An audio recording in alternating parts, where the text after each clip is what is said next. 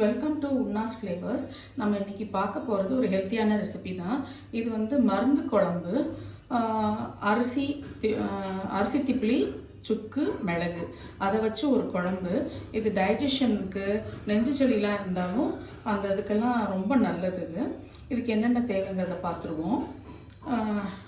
2 teaspoon தனியா எடுத்திருக்கேன்.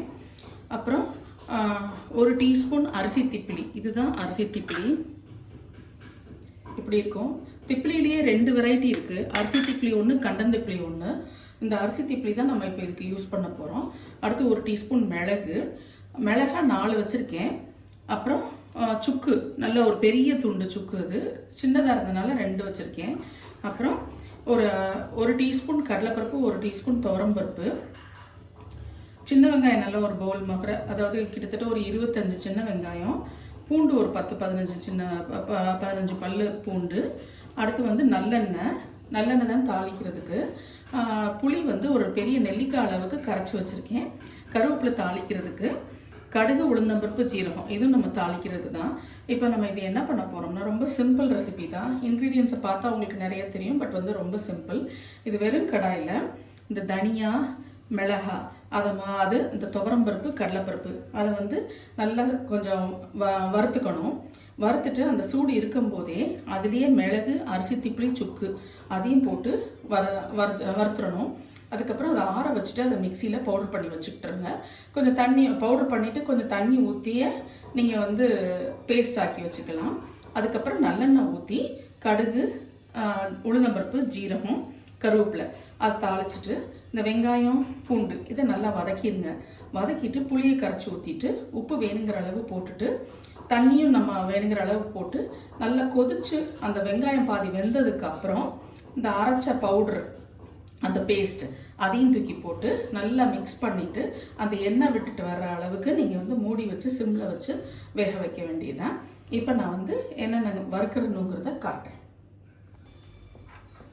2 minutes கழித்து தனியா அதில் சேர்த்துருங்க. மிளகையும் சேர்த்துடலாம். மிளகு சேர்க்கறதுனால நம்ம வந்து மிளகாயை பார்த்து போட்டுக்கலாம். நான் 4 எடுத்திருக்கேன். 3 கூட போகும் மிளகு இருக்கிறதுனால. இது கொஞ்சம் சூடு வர வரைக்கும் அந்த தனியாவோட ஃப்ளேவர் நல்லா வரும்.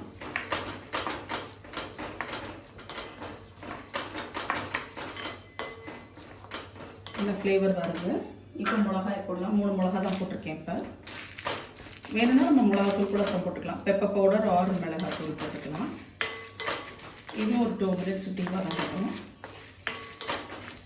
நம்ம ஆயிலே இல்லாமல் தான் பண்ணுறாங்க.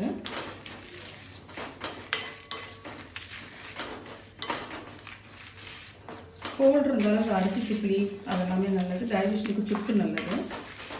சுக்கா இல்லைன்னா சுக்கு தூளாக இருந்துச்சுன்னா கூட தூளும் போட்டுக்கலாம். இப்போ இது சூடு வந்துருச்சு. இதில் வந்து இந்த சுக்கை போடுறேன். அரிசி திப்பிலி அதையும் போடுறேன். போட்டு ஒரு 2 மினிட்ஸ் நல்லா சூடு வர இருக்கட்டும். நல்லா இதுவே ஒரு நல்ல ஃப்ளேவர் வருது.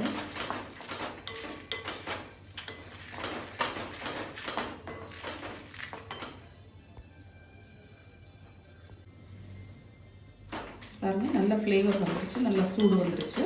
இந்த ஸ்டேஜில் ஆஃப் பண்ணிக்கலாம். ஆரோட்டி இதை முதல்ல பவுட்ரு பண்ணிவிட்டு அப்புறம் தண்ணி ஊற்றி அரைச்சிக்கலாம். இப்போ பாருங்கள், அந்த வறுத்ததெல்லாம் ஃபஸ்ட்டு மிக்சியில் போட்டு பவுட்ரு பண்ணேன். அப்புறம் கொஞ்சம் தண்ணி ஊற்றி நல்லா அரைச்சிட்டேன். நல்லா பேஸ்ட் ஆகிடுச்சு.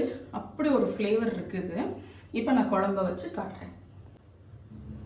இப்போ கடையில் நல்ல ஒரு 3 டேபிள் ஸ்பூன் நல்லெண்ணெய் ஊற்றியிருக்கேன்.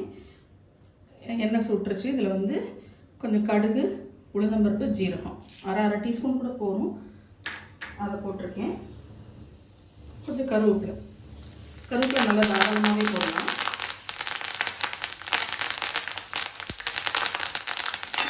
நம்ம யூஸ்வலாக கருவேப்பிலை குழம்புக்கெல்லாம் கருவேப்பிலை நிறைய போடுவோம்.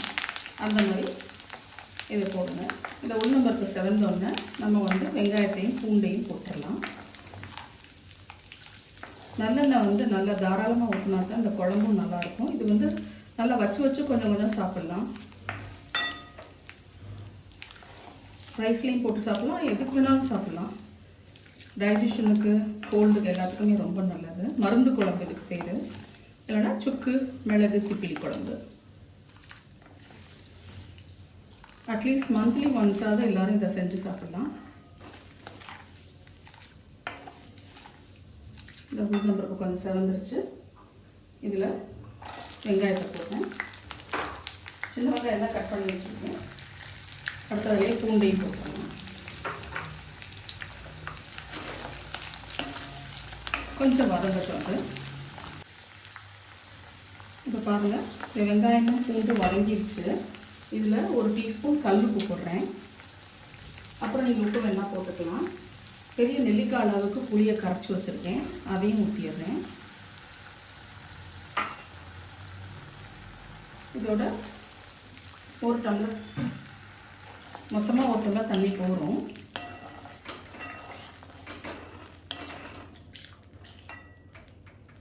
இதை அப்படியே மூடி வச்சிடலாம்.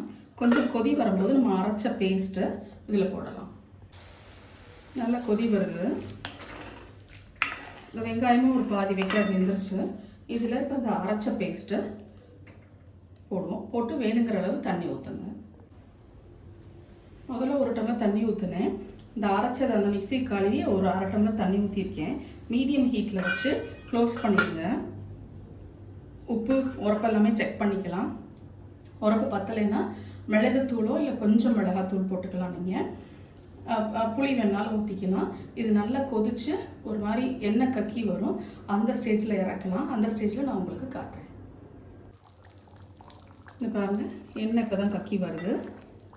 இந்த ஸ்டேஜ்லேயே நீங்கள் ஆஃப் பண்ணிடலாம். நல்லா இருக்க கொடுத்துருக்கு. இன்னும் கெட்டியாக வேணாலும் நீங்கள் வச்சுக்கலாம். டேஸ்ட் எல்லாம் கரெக்டாக இருந்துச்சு. உப்பு உரப்பு எல்லாமே போடும். நீங்களும் செக் பண்ணிக்கோங்க. உங்களுக்கு வேணும்னா பெப்பர் பவுடர் போட்டுக்கலாம், இல்லைன்னா மிளகாத்தூள் போட்டுக்கலாம். ஒரு 2 மினிட்ஸ் இருக்கட்டும். 2 மினிட்ஸில் ஆஃப் பண்ணிடலாம். பாருங்கள், இப்போ குழம்பு ரெடி ஆகிடுச்சு.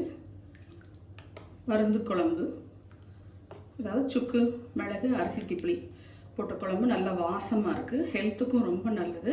இட்லி தோசைக்கு வேணாலும் சாப்பிட்லாம், சாதத்துலேயும் போட்டு சாப்பிட்லாம். மந்த்லி ஒன்ஸாவது இதை சாப்பிடுங்க. இன்னும் இருக்க முடித்து ஒரு கெட்டி குழம்பு மாதிரி வேணுனாலும் நல்லா வற்ற விட்டுக்கலாம். சிம்பிளான ரெசிபி தான், ஈஸியானது. எல்லோரும் இதை ட்ரை பண்ணி பார்த்துட்டு உங்கள் ஃபீட்பேக்கை சொல்லுங்கள். அடுத்த ஃப்ரைடே இன்னொரு ரெசிபியோடு உங்களை தான் சந்திக்கிறேன். தேங்க்யூ.